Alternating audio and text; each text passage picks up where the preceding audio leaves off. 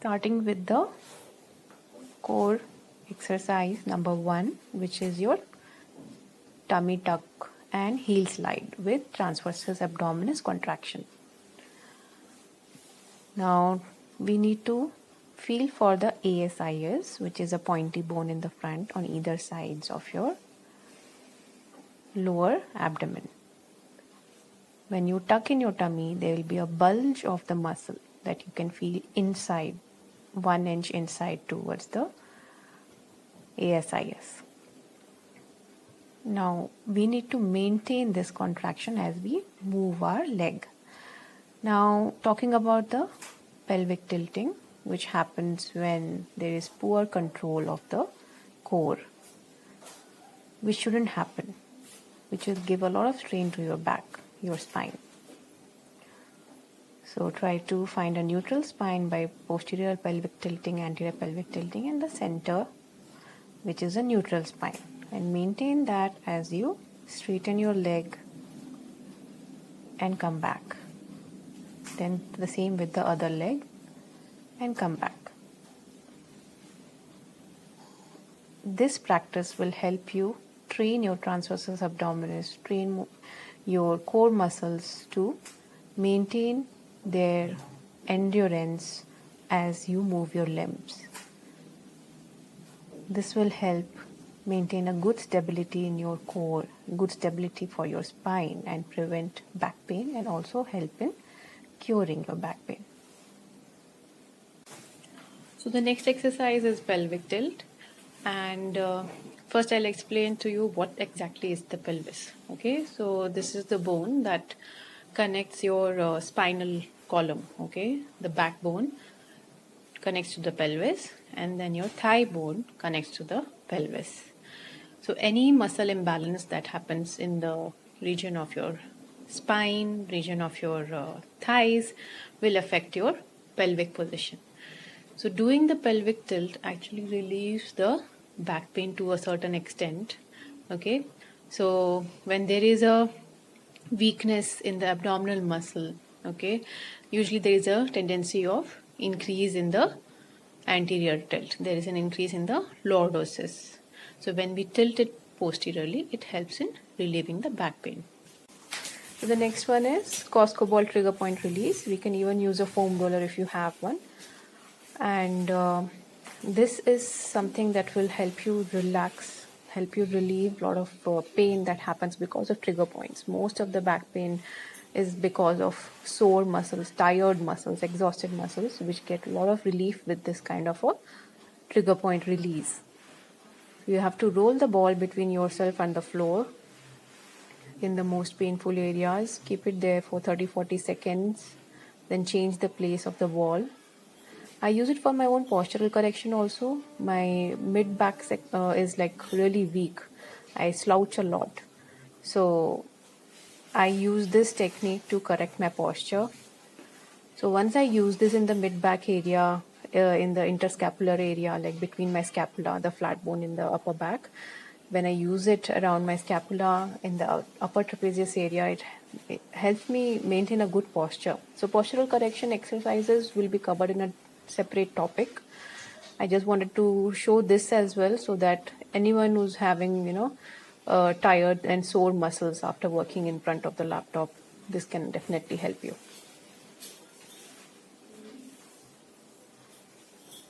Next is cat camel and bird dog. Interesting names, right? So cat and camel is imitating their pose, coming on all fours and hunching your back, and then reversing it completely, looking upwards.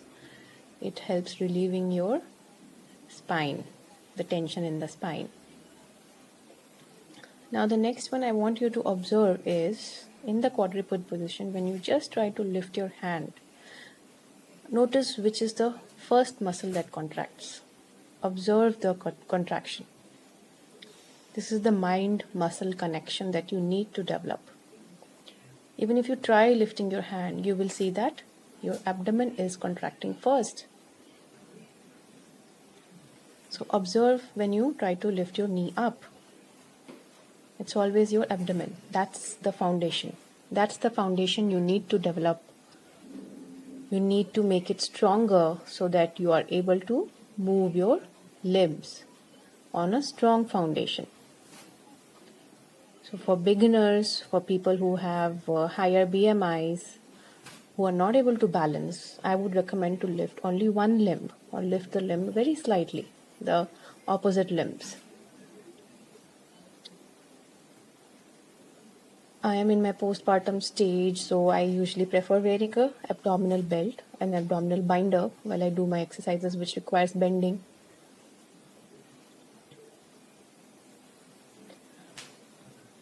You can progress yourself by straightening your leg or straightening your hands. Make sure that you are pulling in your tummy as you do these exercises. Voluntarily, you have to contract your core. Voluntarily, you have to make sure that your transversus abdominis is activated as you do this exercise. Ideally, the TA, the transversus abdominis, needs to be coming into action by itself. When you lift a limb, when you try to throw a ball, any activity that requires your limb movements, the transversus abdominis comes into action. But sometimes the action is delayed. So we need to train it back. We need to make sure that the TA comes into contraction on time before you move your limbs. Progress yourself, challenge yourself, but do your exercises correctly. That is very important.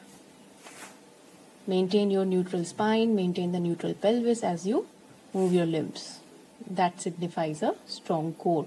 Last but not the least, the jack of all exercises, as I always say, is the plank. So beginners can do it on their knee and elbows.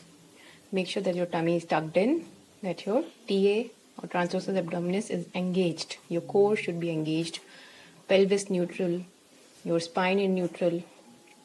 Come to your toes if you feel confident. So 30 seconds, 3 sets is the optimum duration and sets that you should practice your plank. You can take a support of your knee if you feel tired, but make sure that you reach 30 seconds with the correct form. That is very important. So make sure that somebody or you yourself make your own video as you do your exercises to analyze yourself if you're doing it without any coach. Now coming to the side plank. Make sure that your elbow is just below your shoulder.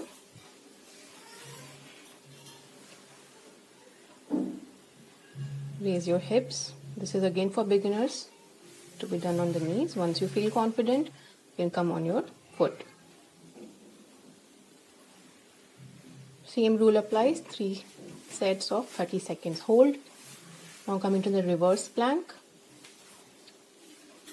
Reverse plank is going to strengthen all the muscles at the back of your body. So we are going to balance out all the 4 directions by strengthening them, improving their endurance. You can do it on with your knees bent as well. This is for beginners. Once you feel confident, straighten one leg and then later you can straighten both the legs. So you can do it on your elbows as well.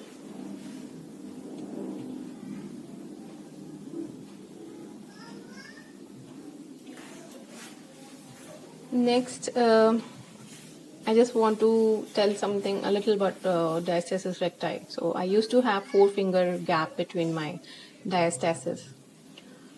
So how to check for it is, as you come upwards, okay, as you lift your head and shoulder, you will see a bulge, okay. It will peak very prominently, or else just feel transversely below your umbilicus with your fingers, okay, 3 fingers or 4 fingers, you will feel that there is a gap. So this is the proximal hamstring stretch and legs up the wall, which will help you relax immensely. Basically, we need to focus on stretching the proximal attachment of your hamstring, right? So hamstring is the muscle at the back of your thigh. It passes behind your knee as well as behind your hip joint. We need to stretch the hip joint part of the hamstring, because if that part is tight, it leads to pelvic tilting, and that can lead to back pain. So you should feel the stretch at the back of your hips as you pull your thigh towards your chest. Okay?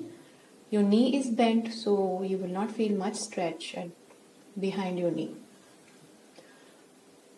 Okay, hold the stretch for around 15 to 20 seconds. You can repeat it 2 to 3 times. Do for both the sides. You will feel really relaxed. You will feel good relief in your back pain as well.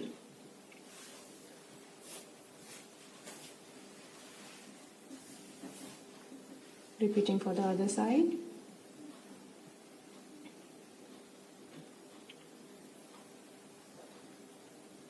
Now you can also try for,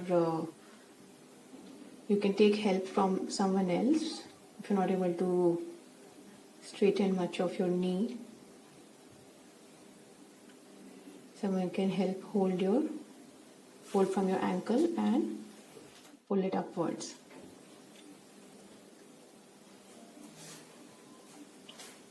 Next one that I would like to tell about is legs up the wall. So legs up the wall is a way that actually helps in relaxing your legs. If you have a desk job, if you have a occupation in which you need to stand for long, anybody who has to stand for too long, legs muscles are weak, they feel pain in the foot, calf, knees, thighs. Staying in this position helps you relax. Try to stay in this position for at least 10 minutes. It has immense benefits, not just for your aches and pains, but also for your heart, also for varicose veins.